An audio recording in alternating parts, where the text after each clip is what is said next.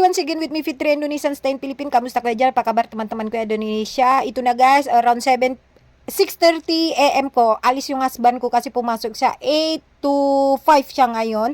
Bago siya pumasok, bigyan niya po pakain para sa alaga niya pusa. Alam niyo yung pusa to, pupunta lang sa bahay, isa lang.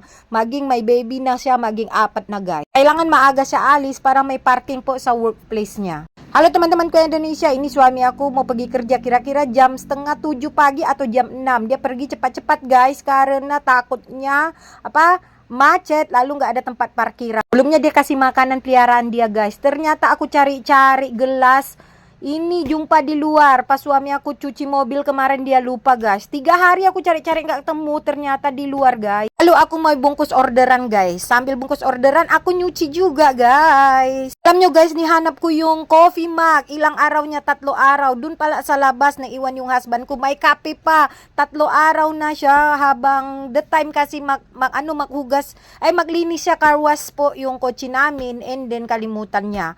And then bago po ako kanina makripak na ako. Tapos na ako makripak, maligo na ako, and then maglaba din po ako guys. Tignan niyo yung muscle ko malaki guys. Tsaka ang dami ko na uban. Next month na po, may bonus na po ako ha. Hintay ko bonus yung husband ko. Makulay ng buhok po ako. Kain po ako ng taho guys. Binili yung mother-in-law ko.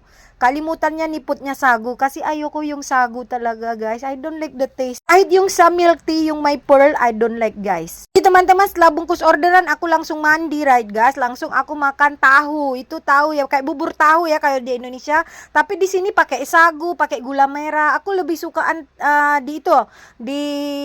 Aku suka yang di Indonesia. Kalau di kampung ku tuh kayak Pri Tanjung Pinang, dia kayaknya plain aja gitu, pakai gula putih gitu, lebih enak. Tapi ada di sini provinsi di Filipina, kuahnya pakai kuah strawberry, itu di Baguio. Enak itu guys. Setelah selesai semua, aku jemur baju. Aku mau jemur di dalam aja guys, karena cuaca tak mendukung. Daripada aku bolak-balik masuk keluar ya udahlah di dalam rumah aja. Yang panas kadang hujan tak jelas. Ay sampai na lang po ako sa loob ng bahay guys, kasi yung weather hindi ko alam, sometimes ulan, sometimes mainit. Para maging safe na lang, hindi ako pagod pasok labas, dun na lang po ako sa loob guys. Ko alam guys, pagod ako maglaba kahit washing machine. Okay lang ako magplancha, but wag lang maglaba, but wala naman choice, tayo maglaba. Ayoko maghintay marami po, habang konti nilaba ko na guys. Kaya pa kalau nyuci, walaupun pakai mesin cuci aku capek kali, mendingan aku gosok baju daripada nyuci. Tapi gimana guys, nggak ada pilihan.